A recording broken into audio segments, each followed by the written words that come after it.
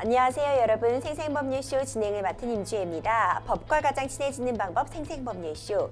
오늘도 크고 작은 법률 문제로 어려움을 겪고 계신 여러분들을 위한 법률 상담은 물론이고요. 세상을 들썩이게 하는 이슈들을 법적으로 풀어보는 시사법률 토크까지 준비되어 있습니다.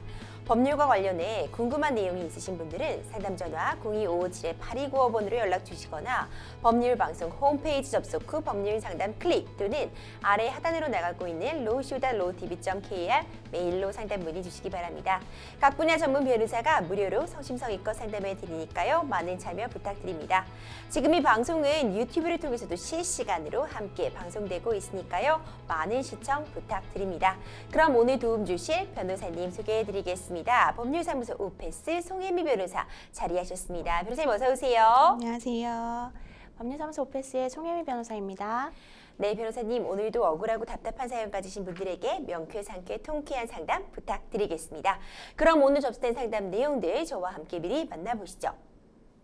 미리 보는 법률 상담입니다. 교통사고 합의 잘하려면 청소년 고용금지업소인지 몰랐어요. 학폭 가해자 부모도 책임이 있나요? 교통사고로 차 안에 있던 노트북이 파손됐어요.까지 오늘은 정말 다양한 분야의 상담들이 접수가 되어 있습니다. 잠시 후 송혜미 변호사님과 함께 속 시원한 해결책 찾아보도록 할 테니까요. 시청자 여러분들도 어떤 해결책들이 제시가 될지 기대 부탁드립니다. 여러분들은 지금 생생법률쇼와 함께하고 계시고요. 첫 번째 순서 함께 만나보도록 하겠습니다. 첫 번째 순서는요. 법과 관련된 상식들에 대해 굵고 짧게 알아보는 시간 준비되어 있습니다. 매주 금요일은 현실 속 사건, 사고들에 대해 알아보는 리얼로 영화 다 준비되어 있거든요. 변호사님 오늘은 어떤 작품 준비해 오셨나요? 네, 오늘은 제목부터 많은 생각을 들게 하는 영화 어린 의뢰인입니다. 어린 의뢰인이요? 굉장한 사연이 담겨 있을 것 같은데 어떤 영화인가요? 네, 오직 성공만을 꿈꾸던 변호사가 관심 밖의 남매를 만나게 되고 그 남매와 얽히게 되면서 그 남매의 충격적인 사실을 알게 되면서 성공을 뿌리치고 숨겨진 이야기를 파헤쳐가는 내용입니다. 2019년 개봉한 작품으로 배우 유선이 어린 남매에게 잔혹한 학대를 가하는 두 얼굴의 엄마로 이동희가 아동학대 피해자들의 변호사로 출연했습니다. 10세 소녀 다빈이가 7세 남동생을 죽였다는 충격적인 자백을 하게 된 이유와 그 진실을 밝히려는 사람들의 이야기를 그리고 있습니다. 그렇군요. 리얼로 영화다 소개하는 만큼 이 작품 역시 실화를 바탕으로 하고 있을 것 같은데요. 네, 모티브가 된 사건은 한 번쯤 들어보셨을 것 같습니다. 칠곡 아동학대 사망 사건입니다. 2013년 8월 16일 칠곡군의 한 가정집에서 8세였던 소녀가 복통을 호소하고 쓰러졌다며 응급실로 후송되었으나 응급실에 실려온 아이의 맥박이 멎어 있었습니다. 이 아이의 계모인 임 씨는 아이가 평소 상담을 받던 지역 아동센터에 아이가 그만 병으로 숨졌는데 장례를 어떻게 치러야 하느냐고 전화를 걸었는데요. 하지만 평소 임 씨의 언행을 이상하게 여겨온 아동센터의 사회복지사가 경찰에 곧바로 신고했고 부검을 통해 아기가 내부 장기 파열로 숨진 사실이 밝혀졌습니다. 아이의 몸에는 수십 군데의 명과 상처가 발견되었을 뿐만 아니라 턱과 머리에는 심한 상처로 인해 봉합수술을 한 흔적까지 발견되었고 팔은 관절이 구부러지지 않을 정도로 심한 기형이 된 상태였습니다. 변호사님 참 그 참담함을 말로 다 할 수가 없는데 그러니까 장기 파열, 기형이 된 관절, 수상하게 여길 수밖에 없는 그런 상황이었던 것 같은데요. 경찰 수사가 어떻게 진행이 됐나요? 네, 그런데 여기서 이상한 일이 벌어지는데요. 아이의 언니인 당시 11살 A양이 자신이 동생을 죽였다라고 자백을 한 겁니다. 이 내용에 대해 친아버지와 계모 임 씨가 맞다고 주장했으나 상태가 고작 11살 여자아이 주먹질 몇 번으로 나올 수준이 아닐 정도로 심각했고 8살 아이가 고작 11살 아이의 주먹질 몇 번에 죽었다는 것이 말이 되지 않기 때문에 경찰 측에서는 언니가 협박 내지 입막음을 당해 거짓 진술을 하고 있다고 보았습니다. 그렇군요. 네, 여기에 자매의 고모가 위의 사실을 강하게 부인했는데요. 자매는 부모가 이혼한 후 친아버지가 재혼하기 전인 6년간 고모 부부 밑에서 자랐습니다. 친아버지가 재혼 후 아이들을 데려간 후로부터 자매가 학대를 당하기 시작했다는 것인데요. 주변 이웃들도 임 씨가 자녀를 학대하고 있다는 사실을 알고 있었으며 지역 아동센터 및 학교에서는 여러 차례의 학대 신고 및 관련 증거도 가지고 있었습니다. 경찰이 임 씨를 추궁하자 임 씨는 언니와 싸웠다는 이유로 사망한 동생을 한 번 쳤다는 사실만 인정했고 임 씨는 상해 및 학대, 방임치사 혐의로 구속이 되었습니다. 친아버지는 불구속 입건이 되었고 언니는 폭행 혐의로 소년법원에서 재판을 받게 되었었습니다. 하지만 납득이 안 되는 부분이 전 여전히 많은 것 같거든요. 게다가 사망한 아이가 학대를 당했다는 사실도 주변 진술을 통해서야 이제 확보가 된 거잖아요. 네, 이후 언니의 법정 비공개 증인 신문을 통해 임 씨가 동생을 수차례 발로 밟아 살해했다는 것이고 언니에게 인형을 빼앗기기 싫어 동생을 죽였다고 거짓 진술을 강요했다는 사실 역시 드러났습니다.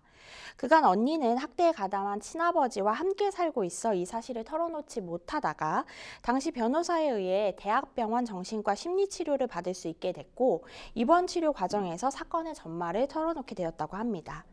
예전부터 아동보호기관과 경찰이 언니의 진술을 무시했고 심지어 가해자인 계모의 남동생이 신고했음에도 아무런 조치를 안 했다는 것 역시 드러났는데요. 거기다 경찰은 조사를 한답시고 임 씨 앞에서 삼자 대면으로 언니에게 엄마가 폭행한 사실이 있냐? 라고 물었다고 합니다. 심지어 여러 번이나. 그래서 언니는 이때부터 마음을 닫고 어른들을 믿지 않았다고 합니다. 그래서 언니의 진술을 통해 계모 임 씨의 그간의 모든 악행이 드러났는데 임 씨는 그간 자네에게 상습적으로 매질을 하고 청양고추를 억지로 먹이거나 편식을 한다는 이유로 이틀을 굶기는가 하면 말을 듣지 않는다고 밤새 잠을 재우지 않거나 줄넘기줄을 이용해 실신할 정도로 목을 조르기도 했다고 합니다. 게다가 계단에서 엎드려 버처를 시키고 그 상태로 밀어 계단에서 굴르게 했고 집에서 생리현상을 해결하면 배설물을 묻힌 휴지를 먹이기도 했으며 정신을 잃기 직전까지 물고문도 했다고 합니다. 심지어 아이를 드럼 세탁기에 넣고 그대로 작동을 시키는 만행도 저질렀는데요. 이러한 학대는 아이가 세상을 떠나기 전까지인 454일간 상습적으로 이루어졌다고 합니다. 정말 인간으로서는 할 수 없는 행동들이었어요. 정말 참담함을 말할 수가 없는데 너무 끔찍합니다. 영화보다 더 잔인한 게 사실 더 실화였던 것 같은데요. 저는 여기서 제일 화가 나는 부분이요. 친아버지는 이동안 뭘 하고 있었던 거예요? 지금 친아버지도 함께 살았던 거잖아요. 네, 그 부분이 참 씁쓸한 대목인데요. 학대를 방관하고 가담하기까지 했다고 합니다. 심지어 계모 임 씨를 보호하기 위해 큰딸에게 거짓 증언을 강요하기도 한 것이 바로 그였습니다. 결국 법정에서 책임을 묻게 되었을 텐데 이 계모와 이 친부 재판에서 몇 년 선고받았나요? 네, 자매 중 언니가 판사님에게 쓴 편지가 변호사를 통해 공개되어서 이제 많은 분들 마음을 아프게 했었는데요. 당시 이 언니는 판사님 계모를 사용시켜 주세요라고 울분 가득한 메시지를 적기도 했었습니다. 대구지방법원은 1심 선고를 내렸는데 계모 임 씨에게는 징역 9년, 친아버지에게는 징역 3년을 선고했습니다. 재판부에서는 부검 감정서를 봤을 때 한 차례의 폭행으로 숨진 것으로 나타나 무차별 폭행으로 보이지 않기 때문이라고 양형 이유를 밝혔는데요. 이에 검찰은 항소 의사를 밝혔습니다. 2심에서는 검찰이 언니를 세탁기에 넣고 돌린 혐의를 추가 기소하기도 했습니다. 2014년 11월 17일에 2심 판결이 선고됐는데 계모 임 씨에게는 징역 9년이 아버지에게는 징역 3년이 추가로 선고되었습니다. 그러니까 동생 살인 사건과는 별개의 판결인데 이제 합치게 되면 결과적으로는 계모는 19년, 친부는 6년이 되는 셈입니다. 그래서 2015년 9월 확정 판결이 내려졌고요. 계모 임 씨에게는 총 징역 15년, 친아버지에게는 징역 4년이 선고되었습니다. 죄명이 여러분들에게 이제 이게 좀 억울한 거 아니냐 아이들이 네. 너무라고 되었는데 상해치사죄, 그러니까 검찰이 주의적으로 살인죄, 예비적으로 상해치사죄를 넣었어야 했는데 살인에 이제 미필적 고의가 없다면서 상해치사죄로 기소했기 때문에 결국 판결도 죄명이 상해치사죄로 나온 것입니다. 아니 저는 근데 사실 이 부분에 있어서 아이를 세탁기에 넣고 돌리고요. 무차별적으로 폭행을 하고 그리고 이렇게 오물을 먹이게 하는 등 이런 악행들이 있을 때 살인에 적어도 미필적 고의가 없었다고 볼 수 있는 부분인지 납득이 가지 않거든요. 8살 아이예요. 8살이면 정말 작은 아이입니다. 이 아이를 학대하면 사망까지 이를 수 있다는 걸 몰랐다고 본 건가요? 네, 아동학대 살해죄나 아동학대 치사죄를 적용하는 기준이 이제 미필적 고의다 보니까 이제 미필적 고의라는 것은 어떤 행위로 인해 아동이 죽을 수도 있다. 라는 사실을 알고 있으면서도 학대 행위를 계속해서 아동이 사망에 이르게 된 경우라면 결국에는 그 고의가 인정돼서 아동학대 살해죄가 적용이 되고 아니라면은 아동학대 치사죄가 적용이 된다는 것입니다. 그래서 아동학대 살해죄는 살인의 고의가 있었다는 점에서 살인죄와 결국엔 같은 것이죠. 근데 반면에 아동학대 치사죄는 아동학대에 대한 고의만 있었고 살인에 대해서는 고의가 없다는 이런 결과적 가중범입니다. 10년 전의 일이잖아요. 이 사건이 알려지고 나서 사회적 공분 사실 어마어마했거든요. 그런데 문제는요. 그 이후에도 계속해서 아동학대 사건이 일어났다는 겁니다. 네, 보건복지부와 아동권리보장원이 발표한 자료에 따르면 2022년 한 해 총 44,531건의 아동학대 신고가 접수되었고 이 중에 27,971건의 아동학대로 판단이 되었습니다. 그리고 50명의 소중한 아동들이 학대로 인해서 생명을 잃었는데요. 대부분의 아동학대는 가정 내에서 발생합니다. 2021년 기준 발생한 아동학대의 84.7%가 부모에 의한 가해였습니다. 이런 이유로 가정 외부에 있는 사람이 아동학대를 알아채기 어려운 경우들이 참 많습니다. 정말 안타깝습니다. 오늘 11월 19일이요. 아동학대 예방의 날이라고 합니다.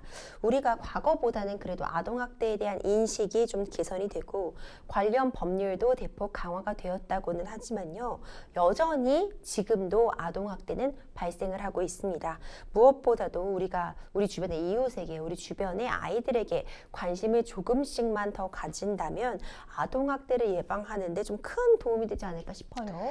네, 이제 어른으로서 아동학대를 막고 아동을 보호할 의무가 있습니다. 그래서 아동학대를 의심해 볼 만한 징후가 있는 경우에는 이제 신고를 할 수 있는데요. 이 징후에 대해서 잘 아는 게 중요할 것 같아서 좀 말씀드리려고 합니다. 첫 번째는 아동이 위축, 불안해 보이거나 부모를 두려워하는 경우.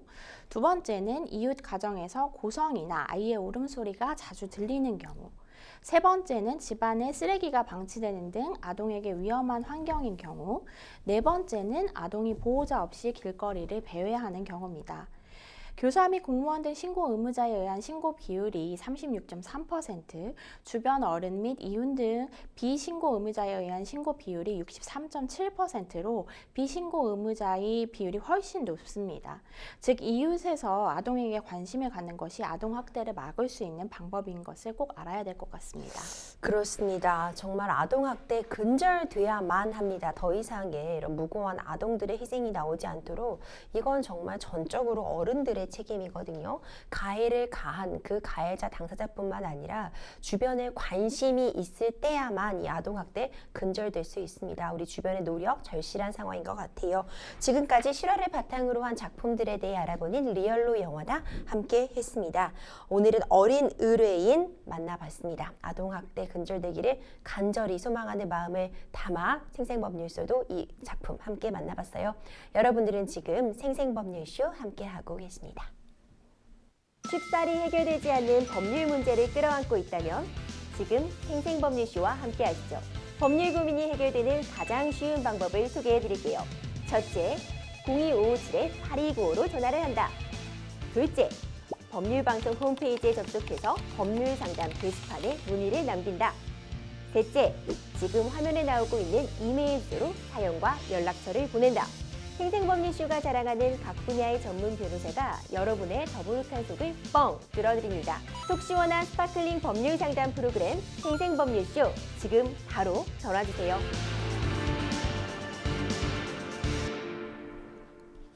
네, 지금부터는 생생법률쇼가 자랑하는 성심성의 전화상담 이어가 보겠습니다. 전화 바로 연결해 볼게요. 상담자님, 여보세요? 여보세요? 네, 안녕하세요. 여기는 생생법률쇼입니다. 네, 상담자님 들리시나요? 예.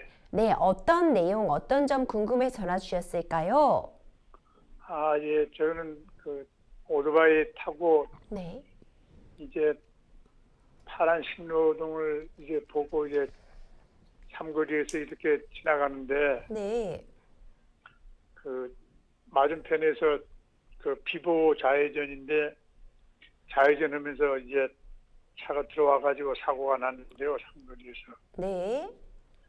그런데 9대1이 저는 1이고 상대방이 그쪽은- 9, 네. 상대방이 9가 나왔다고 하는데 저는 아무 잘못이 없는데 네, 왜냐하면 바람을 보고 직진을 했기 때문에. 네. 그런데 9대1이 나온 거에 대해서 좀 궁금해가지고 한번 문의해요. 아이고, 우리 상담자님 지금 현재는 그럼 입원 중이실까요? 좀 많이 다치신 상태이실까요? 네, 지금 현재 입원해가지고 지금 3개월째 되고 있습니다. 그러시군요. 좀 빨리 회복도 되셔야 될 텐데, 지금 현재 9대1, 우리 상담자님께서 1의 과실이 있다고 판단을 받으신 부분에 대해서 사실 전혀 과실이 없었기 때문에 1을 받은 부분에 대해서도 좀 다퉈보고 싶으신 것 같아요. 네, 예. 이외에도 지금 치료가 진행되고 계시기 때문에 앞으로의 어떤 절차들 궁금하실 것 같으니까요. 지금 송혜미 변호사님이 내용 함께 들으셨으니 좀 더 말씀 나눠보면서 얘기 진행해 보겠습니다. 예, 네, 안녕하세요. 전 송혜미 변호사입니다. 예, 네, 일단 입원 중이라고 하시는데 얼른 빨리 쾌유되시기를 바랍니다. 네, 예. 이 과실비율 9대1이라고 나왔다고 하는데 보험사에서는 우리가 1인 부분에 대해서 뭐라고 이야기를 하던가요? 나보고 전면을 안 보고 이제 가가지고 네, 정면 주시를 하지 옛날에는- 않았다? 옛날에는 2대8이 나왔는데 네, 지금은 오토바이 쪽을 불쌍하게 생각해가지고 이제 2대9 나옵니다 하면서 이제 그렇게 이야기해가지고 그 후로 내가 또 몇 번 문의해 보려고 했는데 전화 통화가 안 돼요. 내 보험회사. 우리 보험회사가 그리고 상대방 보험사랑 우리 보험사가 다른가요? 같은가요? 틀려요. 다른가요? 네. 그런데도 우리 보험사마저도 원래 2인데 지금 1로 낸 거니까 비율은 굉장히 좋은 거다. 이렇게 안내를 받으셨다는 말씀이신 거죠? 예. 당시에 뭐 이게 경찰서에 신고가 되거나 하지는 않았었나요? 경찰서에 신고를 했죠. 네네. 경찰서에서 그날 사고 당일날 와가지고 이제 나는 소방서 차 타가지고 병원에 가가지고 입원해 네네네. 있어버리니까 네. 이제야 이제 보험사도 알아가지고 이제 내가 신청하게 되었어요. 네, 그러셨구나. 네, 그러면 그래서 이제- 네. 담당 경위님도 뭐라고 하느냐면은 그쪽은 택시 공제 조합 차거든요. 네. 근데 거기가 비보호 구간이라 가지고 좌회전을 할 수 있기 때문에 과실이 중과실이 안 된대요. 뭔가 크게 위반한 사실이 없어서 중과실까지는 안 되고. 네, 거기가 좌회전할 수 있는 비보호 구간이기 때문에. 네. 그래서 형사적으로는 문제될 부분은 없고 지금 보험적으로 이제 보상 받으셔야 된다라고 안내 받으신 거죠. 상대방이 가해 차량은 맞는데 이게 형사적으로 뭔가 재판에 가고 뭐 이런 중과실 사안은 아니다라고 들으셨다는 얘기인 거죠. 네. 네. 그러면 일단은 우리 측에서 억울한 부분이 있는 것 같은데 이런 부분에 대해서는 이제 과실 비율을 다시 한번 이야기해달라라고 하는 분쟁심의위원회가 있어요. 교통사고 과실 비율 분쟁심의위원회라는 곳이 있습니다. 그거 하나긴 적어줄게. 분쟁심의위원회요? 네, 맞습니다. 과실 비율 분쟁심의위원회. 심의위원회. 네네네. 이제 인터넷 같은 데 검색해 보셔도 나오는데요. 예. 네, 이제 뭐 교통사고 관련해서 과실 비율에 대해서 이제 서로 분쟁이 있을 경우에 해당 그 심의위원회에 신청을 해서 과실 비율에 대해서 다시 한번 이야기를 나눠보실 수 있습니다. 네, 네, 네. 그러면 여기는 저 아산 온양이거든요. 네. 그러면 그 이 아산 시내 과실분쟁심의위원회라는 곳이 있겠네요. 그러면은. 제가 정확한 위치 뭐 이런 거는 잘 알지는 못하고 이제 인터넷상으로 들어가시면 인터넷상에서 접수를 해보실 수 있습니다. 법률 상담 뭐 이런 것들이 탭이 있거든요. 이 과실비율 분쟁 심의위원회에 들어가시면 네. 네, 그래서 그렇게 신청을 하시면 이제 뭐 1차적으로 전화로 먼저 하실 수도 있고요. 네. 그렇게 해서 안내를 한번 받아보시는 것이 좋을 것 같고 지금 입원 중이시라서 사실 거동이 원활하지는 않으실 것 같아서 네. 예. 먼저 인터넷상으로 한번 접수를 해보시는 것을 권해드리고요. 예. 네. 지금 그리고 그거 외에도 이제 후유증 같은 게 생길 수도 있는데 합의를 어떻게 해야 되는지에 대해서도 생각이 많으신 것 같아요. 예, 그렇습니다. 네. 일단 이제 비율은 이렇게 그냥 가자라고 양 보험사에서 얘기하는 것 같은데 혹시 상대방 보험사에서 합의 관련해서 뭐 연락이 왔다던가 이야기가 있었다던가 하는 게 있을까요? 아니면 아직 그 전일까요? 저 앞에 두 번인가 그 병원에 내가 입원해 있을 적에 찾아왔었거든요. 와가지고 그냥 네네. 참 고생하십니다 하면서 그냥 인사 왔었는데 네. 6개월이 지난 후에라야 합의를 볼 수 있대요. 왜냐하면 현재 내가 너무 많이 다쳐가지고 이제 6개월이 지난 후에라야 그 장애가 이제 네네네. 그 장애가 확실하게 알 수 있기 때문에 지금은 합의를 볼 수가 없는 입장이라고 하던데요. 네. 일단은 지금 후유증이나 장애 여부까지 문제가 되는 걸로 보이는데 이렇다면은 이제 합의하실 때도 지금 현재 일시금도 매우 중요하긴 하지만 추후에 또 이제 치료를 받으신다든지 하는 부분까지 다 이야기가 돼야 될 것 같아요. 네. 예. 그래서 물론 지금 앞으로 이러한 증상과 이러한 부분으로 볼 때 어느 정도 병원에 다니실 것 같고 비용이 얼마 정도로 추정이 되니까 일시금으로 얼마를 드리겠다라고 합의를 할 수도 있는데 사실 그렇게 했다가 나중에 실질적으로 병원 다니실 때 더 많은 비용이 나오시는 경우들이 있어서 곤란하신 경우들이 있거든요.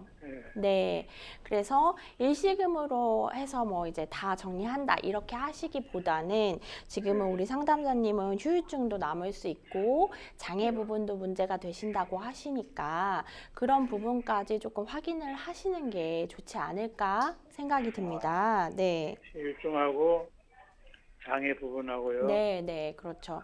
그러니까 뭐 상대방은 일시금으로 정리하자라고 할 수도 있죠. 이제 좀 큰 금액을 제시하면서 이제 대충 앞으로 이렇게 병원 다니실 거니까 이 정도 금액이면 이렇게 저희가 하겠다. 그러니까 앞으로 더 청구하지 않는다는 거에 뭐 사인을 하시라든지 뭐 요렇게 될 수도 있는데요. 그렇게 사인하지 마시고요. 네.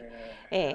왜냐하면 더 치료 비용이 이제 나이도 드시고 하면은 더 나올 수도 있고 내가 지금 68세거든요. 그렇죠. 네. 그리고 생각도 못한 부분이 또 아프실 수도 있잖아요. 관련돼서. 네. 그렇기 때문에 이제 뭔가를 정리하는 모두 정리해서 여기에서 이제 끝 이렇게 하는 합의는 하지 마시고요. 네. 네, 여지를 열어두시는 것이 좋을 것 같습니다. 관련해서 합의를 보더라도 네. 나중에 이제 또 이제 아파가지고 네네네. 후유증이 나타날 적엔 재치료를 받을 수 있다라든가 네네네네. 그런 여지를 남겨두라는 말씀이죠. 네, 맞습니다. 그래서 그렇게 남겨두는 편이 우리를 위해서 더 좋기 때문에 이제 그런 부분까지 생각을 해보셔야 되고 일단 그리고 장애 관련 여부에 관해서도 이제 우리가 생각하는 거랑 합의할 때 또 다르게 이야기할 수도 있습니다. 보험사에서 이거는 뭐 안 된다든지 아니면 이만큼만 된다든지 뭐 다시 해봐야 된다든지 뭐 이런 경우들이 있기 때문에 이 부분에 대해서 이제 병원 진단을 받으셨으면 확실하게 이제 이야기하셔서 이 부분까지 합의가 되셔야 되는 거라고 생각이 들거든요. 지금 6개월 정도 지금 3개월 입원하셨고 3개월 정도 더 있다 보자고 하면 굉장히 많이 다치신 상황인 것 같아서 네. 진단이 지금 14주인가? 14주? 네. 이렇게 나와가지고 네. 거의 6개월. 네. 죽을 뻔하다 살아났어요. 네. 그래서 그런 부분 관련해서 꼼꼼하게 이제 합의를 하시는 것이 조금 지금 나이도 조금 있으시고 사고 자체도 굉장히 좀 큰 사고였던 것 같고 하기 때문에 조금 중요할 것 같습니다. 예, 어쨌든 잘 들었습니다. 나중에 이거 합의 올 적에 어쨌든 그거 참고해가지고 후유증이나 네. 장애 부분에 대해서 네. 이제 잘 참고해가지고 합의도 완전히 그냥 끝나는 합의로 하지 말고 네. 맞습니다. 나중에 이제 후유증에 대해서 치료할 때 이제 네. 치료를 받을 수 있다. 네. 이렇게 해가지고 합의를 해야 되겠네요. 네. 합의하실 때도 여러모로 좀 생각해 보시고 하시면 좋을 것 같습니다. 예, 알겠습니다. 네, 고맙습니다. 상담자님 연락 주셔서 감사합니다. 예, 수고하세요. 네, 감사합니다.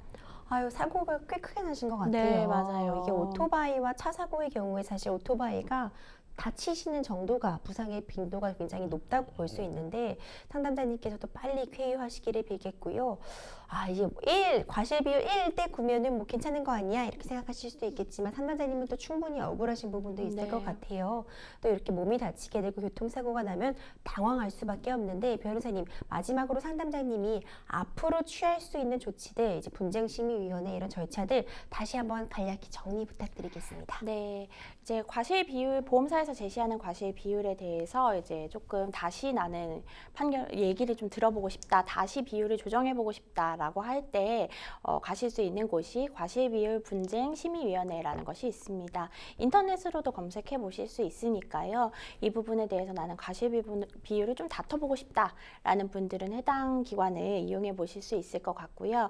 그다음에 이제 합의하실 때 자동차 보험 약관 대인 보상 기준이라는 것이 있지만 사실상 이제 당사자들이 느낄 때는 약간 고무줄 같다. 뭐 처음에 제시하는 것보다 나중에 좀 버팅기면 훨씬 더 높아지는 것 같다라는 이야기를 하시는데요. 이제 합의를 하실 때는 아까 말씀드린 것처럼 지금 정확하게 어느 것에 대해서 합의를 하는 것인지에 대해서 좀 꼼꼼하게 살펴보시고 나중에 후유증이나 장애 관련해서 뭐 장기간 앞으로도 치료를 받아야 될 것 같다라는 부분이 있다면 그런 부분까지 살펴서 합의를 하시는 것이 중요할 것 같습니다. 네, 좀 합의를 잘 하시고 몸도 빨리 회복하시기 바라겠습니다. 계속해서 다음 상담 이어가겠습니다. 법률방송 이메일을 통해 접수된 여러분들의 고민 하나씩 풀어가 보겠습니다. 저는 식당을 운영하는 자영업자입니다. 매장에서 고등학생 4명을 저녁 6시부터 11시까지 시간제 아르바이트로 썼고 그중 2명은 주방에서만 일을 하는데요. 저희 식당은 낮에는 식사가 주로 나가고 저녁 7시 이후에는 대부분 손님이 술을 주문합니다. 그런데 얼마 전 청소년 고용금지업소에 청소년을 고용하였다고 신고가 되어 아르바이트생 4명에 대한 과징금 고지를 받게 되었습니다. 저희 식당은 일반 음식점인데도 청소년 고용금지업소에 해당이 되는 건가요? 특히 주방에서만 일하는 아르바이트생에 대한 과징금 부과도 정당한 것이 맞을까요? 법적인 조언 부탁드립니다. 이런 사연이 접수가 되었어요. 좀 헷갈리실 만한 부분이 충분히 있을 것 같거든요. 야간에만 주류를 판매하는 그런 식당 운영하고 계십니다. 사실 많은 식당들이 이렇게 하고 있을 것 같은데 청소년을 고용했다는 이유로 과징금을 물게 되신 상황. 일단 어떤 영업장이 청소년 고용금지 업소인지부터 변호사님 정리 부탁드릴게요. 네, 일단 이제 만 18세 미만 청소년 같은 경우에 이제 청소년 유해업소 아르바이트에 대해서 청소년 보호법에 따라서 금지를 하고 있습니다. 그래서 청소년의 출입이나 고용이 금지된 업소에서 만 19세 미만의 청소년을 고용한 업주라고 되어 있는데요. 주류를 판매하는 음식점 같은 경우에는 청소년 고용이 금지된 업소라고 볼 수 있습니다. 그래서 지금 우리 상담자님처럼 낮에는 거의 밥만 팔고 저녁에 술을 판다라는 부분에 대한 실제 판례도 있었는데요. 네. 낮 12시 정오부터 다음날 한 5시 정도까지 영업을 하는 가게가 9시 이후에는 술을 팔지만 9시 전에는 술을 팔지 않는 경우 여기가 이제 청소년 고용 금지 업소냐라는 부분에 대해서 판례는 청소년 금지 업소가 맞다라고 판결을 한 바 있습니다. 있습니다. 그렇군요. 이처럼 영업소의 성질이 이제 혼재되어 있는 경우라고 표현을 해보자면요. 이런 경우에 청소년 고용 금지 업소인지를 판단할 때 법원에서는 그 외에 어떤 것들을 고려하는지 궁금해요. 네, 일단은 식품위생법에서는 이제 일반 음식점 영업에 관해서 음식류를 조리 판매하는 영업으로서 식사와 함께 부수적으로 음주 행위가 허용되는 영업이라고 규정이 되어 있습니다. 그렇기 때문에 이런 부분들이 많은 고용주분들이 이제 나는 부수적으로만 파는데 나는 메인이 음식을 파는 곳인데 라고 생각을 하시는데요. 법원에서 볼 때는 술을 판매하는 것 자체가 문제가 됩니다. 그래서 PC방 같은 경우에도 청소년 출입은 가능하지만 고용은 금지가 되어 있고, 노래방 같은 경우에도 이제 출입과 고용이 모두 금지된 업소로 볼 수도 있습니다.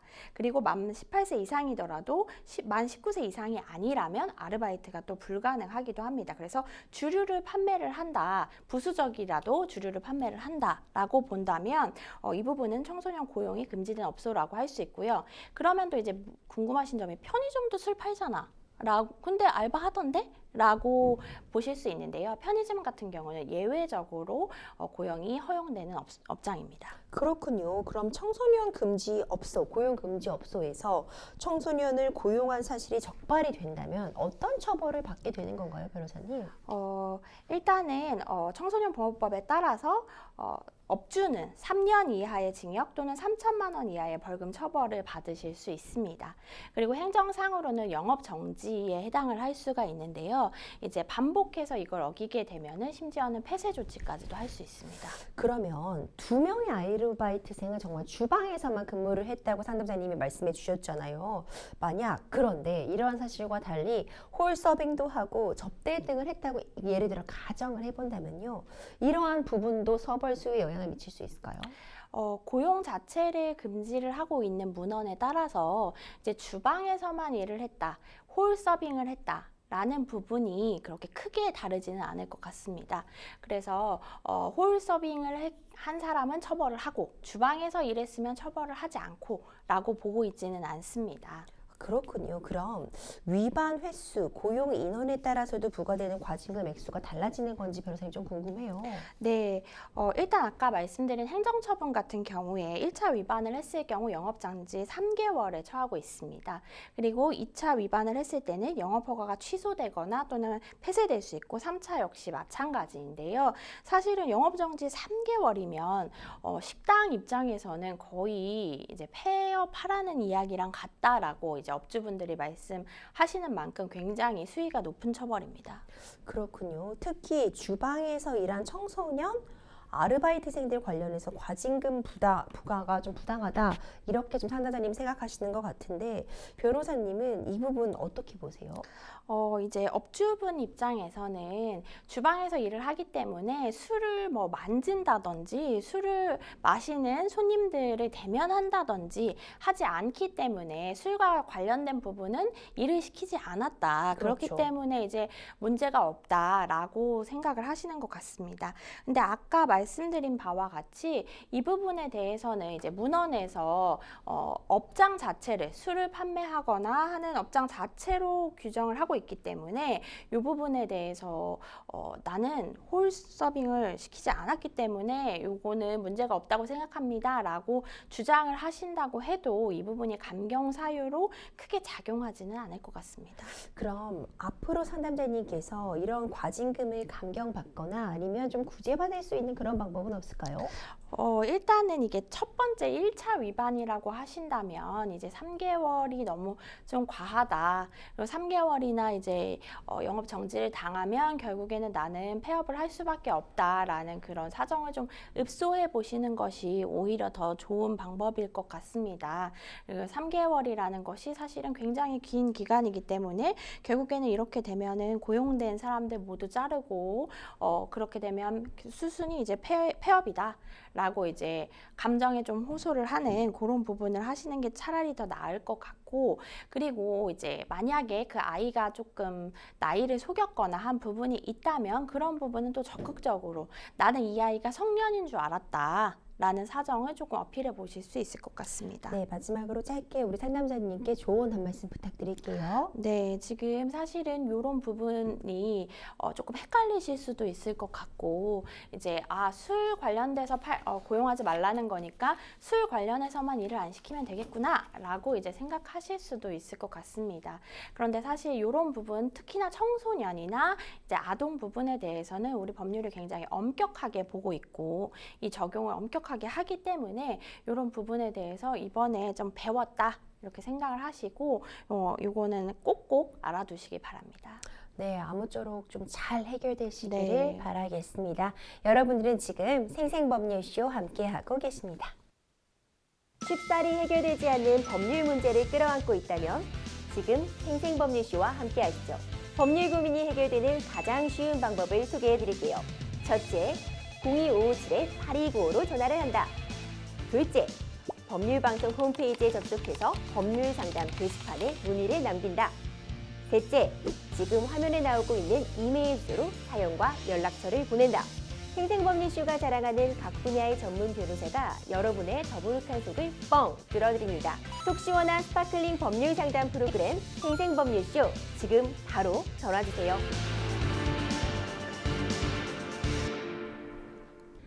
생생법률쇼 이번 상담은 생생법률쇼 홈페이지 통해 접수된 여러분들의 고민 풀어가 보겠습니다. 고등학교 3학년인 아들이 하굣길에 같은 학교 내 불량 크루로 불리는 친구들에게 집단 폭행을 당해 전치 5주의 상해를 입었습니다. 학교 측에서는 학교 밖에서 일어난 일은 학교의 책임이 아니라고 하고요. 가해자 부모들은 서로 상대방에게 책임을 전가해 너무 당황스러워요. 저희는 누구에게 책임을 물어야 하나요? 정말 안타깝습니다. 하굣길에 이제 아드님이 불량 학생들에게 집단 폭행을 당한 그런 상황인데요. 현재 학교 측은 학교 밖의 일이라 책임을 부인하고 있는 상황이라고 합니다. 학교 밖에서 일어났다고 해서 학교 책임이 아니다 이렇게 바로 단정 지을 수 있는 건가요? 그렇지는 않습니다. 일단 뭐 학교에 책임을 물을 수 있느냐를 둘째 치고 이제 학폭위를 열 수 있느냐 없느냐도 요즘에 굉장히 많이 물어보시는데요. 학교 하굣길에 혹은 학원에서 혹은 각각 다른 학교에 재학 중인 아이들끼리 일어난 문제에 대해서도 학교폭력위원회에서 처리를 하고 있습니다. 그렇군요. 그럼 불량 학생들도 이제 같은 학교를 다니고 있는 것으로 보이는데 고등학생에게도 어떤 처벌 받게 할 수 있겠죠? 네, 물론입니다. 이제 저희가 보통 중2 정도 이상이 되면 처벌이 가능하다고 보고 있습니다.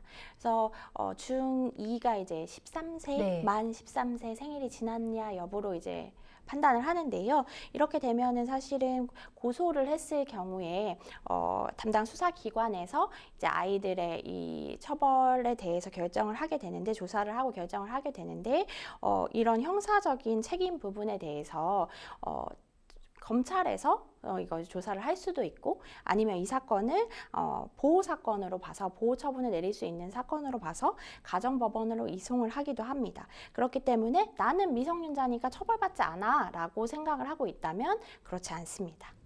지금 가해 학생들의 부모마저 서로 책임을 떠넘기고 있는 상황이라고 말씀해 주셨는데 가해 학생들의 부모는 아무런 책임지지 않는 거예요? 당연히 책임을 져야 될 것 같은데요. 네, 가해 학생의 부모는 아이를 부양하고 있고 또 민법상의 관리 감독 책임이 있습니다. 미성년자에 대해서 관리 감독 책임이 있기 때문에 그 부분에 대해서 만약에 이 아이의 이 행위가 특정이 돼서 이게 잘못이다라고 밝혀졌다면 당연히 손해배상 책임까지도 질 수 있습니다. 이 폭행의 주범인 가해 학생들에게는 어떤 처벌 내려질 수 있는지도 궁금합니다, 변호사님. 일단은 이 아이들이 전치 5주의 상해를 입혔다고 되어 있거든요. 그래서 이제 일반적으로 만약에 형사적으로 이 사건을 가지고 간다고 하면 뭐 어른이랑 똑같이 전치 5주 상해니까 상해죄로 처벌 뭐 이렇게 하지는 않을 거라고 생각은 들긴 합니다. 이제 미성년자이다 보니까 처벌 수위가 그거보다는 내려가기는 할 텐데요. 그러면 이제 가정보호 사건으로 갔을 때 거기에서 이제 판단을 내리게 될 것 같습니다. 그래서 뭐 교육 이수를 받는다든지 뭐 들어보신 적 이력이 있을 거예요. 네, 그래서 뭐 그런 처벌을 받을 수 있고 이제 학폭위 상으로도 봤을 때 학폭위 이제 판단 요소가 이 학교 폭력의 심각성 내지는 지속성, 고의성, 반성 정도, 이제 화해했는지 이런 부분들을 보고 있는데요. 그래서 이제 뭐 서면 사과부터 해서 뭐 심한 경우는 퇴학 처분까지도 내려질 수 있는 부분들이 있습니다. 그래서 이 아이들 같은 경우에는 집단으로 지금 굉장히 큰 상해를 입혔기 때문에 최소한 뭐 분리 조치는 당연히 되어야 될 것 같고 그거에 따른 이제 기록에 남을 수도 있는 4호 이상의 처분들이 나올 수 있을 것 같습니다. 가해 학생들이 현재 불량 크루에서 활동을 하고 있는 점으로 볼 때 학폭위가 열리게 된다면 퇴학 처분 가장 그런 거 좀 궁금해하실 것 같아요. 이렇게 같은 학교에 다닌다는 것 자체가 불안하실 것 같거든요. 퇴학 처분까지도 가능할까요? 이 친구들이 이제 사실 수위 자체는 5주니까 굉장히 좀 심했고 근데 이제 지속성이나 반성하고 있냐 뭐 이런 정도를 좀 보고 있는데 이 친구들 지금 굉장히 좀 뻔뻔하게 나오고 있다고 한다면 이제 여러 가지 정황을 다 조율을 해서 퇴학 처분도 나올 수 있다고 생각이 듭니다.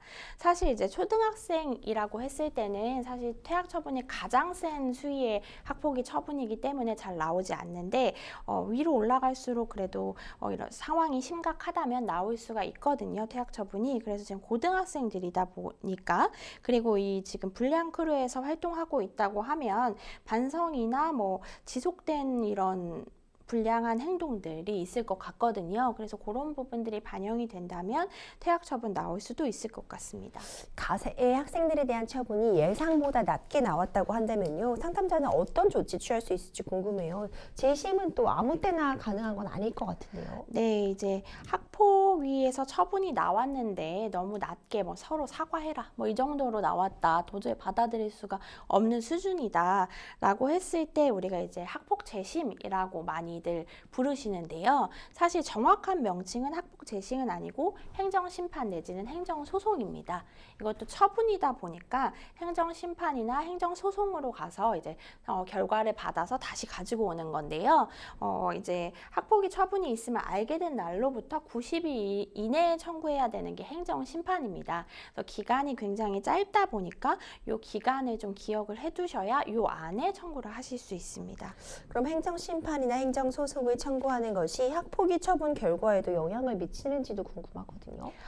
네, 그러니까 이 처분 자체가 부당하니까 취소해달라, 변경을 해달라라고 구하는 심판, 혹은 이제 위법하거나 부당한 부작위에 대해서 처분 이행을 구하는 청구를 하는 것이 행정 심판입니다. 그렇기 때문에 이 내용을 변경해달라라는 내용을 가지고 가는 것이거든요.